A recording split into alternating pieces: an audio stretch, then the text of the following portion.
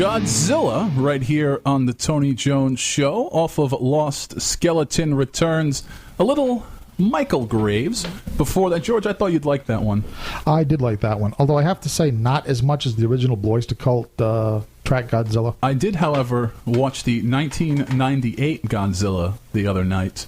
It was pretty bad. Now, was that the American version where Godzilla was a big lizard running around eating fish? It was. It had the dude that's married to the ugly chick from Sex and the City. John Cusack? No, I don't know. But it was pretty bad. I do remember it being bad, yeah.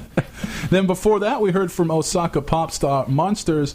Now, I just want to mention we kicked off the program this evening with some local music. Colourblind, who will be in studio in just a few weeks' time. Tony Jones Show continues. George Garner is my co-host. Our in-studio guest, PLS, Paranormal Legend Society. We had our own little incident here, if you would like to call it that. We had very well-known paranormal person. Is that the right term for that? Probably not. Paranormal investigator. Yeah. Very well-known, very popular.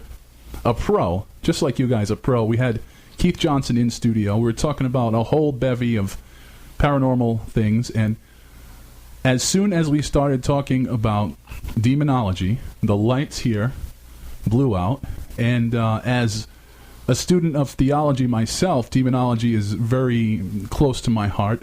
You guys deal with that side of these things so far, or have you come across any demonology issues out there?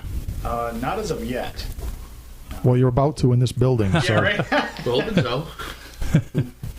Yeah, that seems to be something very different and very interesting, where even if I were into paranormal investigating, maybe the demonology would freak me out a little bit. It's, to be honest with you, it's quite intimidating. Their way of haunting is a lot different than you would end up with the normal human spirit. In other words, they're willing to hurt you. Oh, yes. They'll physically manipulate you. They'll mentally. They'll do what they have to. Do whatever they do to give you. First comes oppression, then usually comes possession. So it's not a happy ghost, we'll call it. Yeah, what wasn't Tony? Tony, wasn't there a little follow up, something about recorded voices or something like that to Keith's visit too? Yeah, this is an older building, and just this neighborhood, really historic neighborhood. So there has been some, weird things, weird vibes that I would say go on in this very building. And the apartment that I used to have was built in 1777, wow. And that was it wasn't. I hate to say it because it sounds cheesy, but it was more of a friendly ghost vibe. I felt they're around comfortable, yeah, but you could still feel some kind of... Did you see anything, or did you just always have that feeling? It was more of a feeling, more specifically certain parts of the house, and doing some research. This was a guy who came over from England, and what they did in that area back then was you'd come over on your boat, then you would dismantle your boat and make your house out of it. And so this house was a labor of love, mm-hmm. So... And you have to think that someone putting together a house in 1777 with their hands, with this driftwood, I can't even imagine them thinking about 2011 and this house still standing here. So you could see where there would be some kind of an emotional... attachment. Yeah, attachment to the house. Yeah, and I think you see that a lot with older buildings. Now, when you guys go out, is it a lot of older buildings, historic areas, or is it newer homes, things like that? We do a lot of private clients, which is some old houses, some newer houses.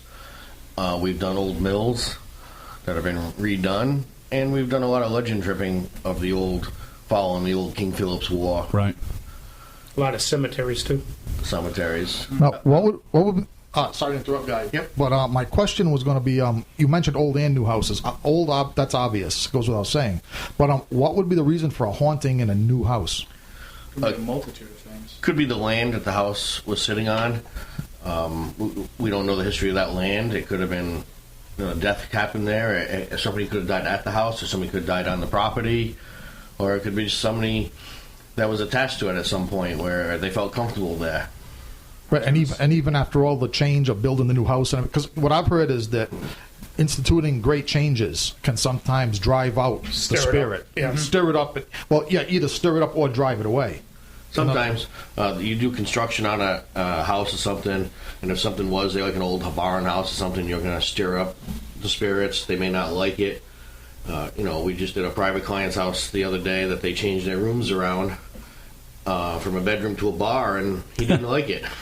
Obviously, a teetotaling spirit. Yeah, I know. That's interesting. So, it depends on where you are. I think the property, the house, and a lot of things involved. I like doing the old houses if we could get into them, but seems like we're finding more of the newer houses just with something attached to the person or to the house.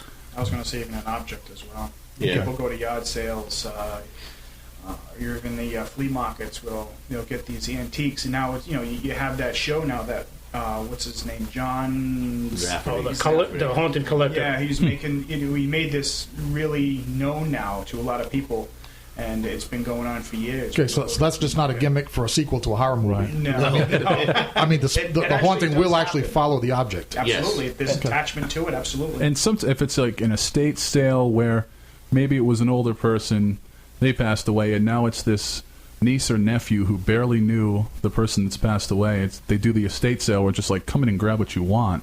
I mean, I could see where the connection would be there for something to be upset. And you see urns for sale all the time at flea markets. I wouldn't buy one. I couldn't do it. Why would you sell it, and why would anybody buy that? I don't That's know. just I think that's their own I've seen when they. personal Yeah, there's something. enjoyment, I guess. Well, black magic. Check and see if it's empty first. Yeah. Well, actually, black magic rituals would incorporate sometimes ashes, so it could be fraud, you're right. not so good purpose. Yeah, that freaks me out a little bit.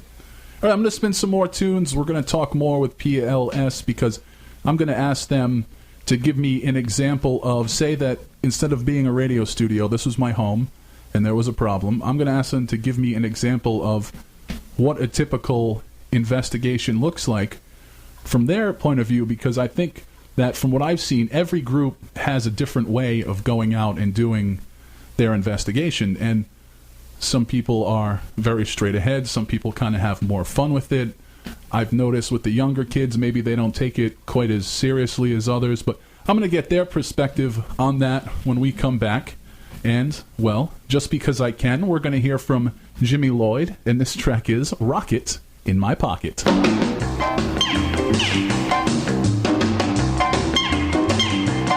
I got a rocket in my pocket and a roll in my wall. Oh, baby, don't buzz me with that North 40 talk. There ain't nothing you can tell me I don't already know. I got a rocket in my pocket and I'm ready to go. Let's go someplace so we can rock a bit. I got a rocket in my pocket and the fuse is lit.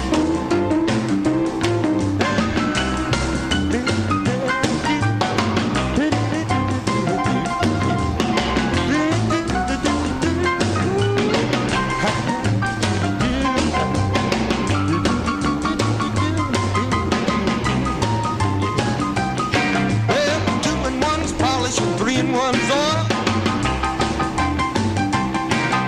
A lot of lip flipping make my bad blood boil. I didn't come here to listen, so cut the scene. I got a rocket in my pocket and a roll of my jeans. And let's go someplace so we can rock a bit. I got a rocket in my pocket and the fuse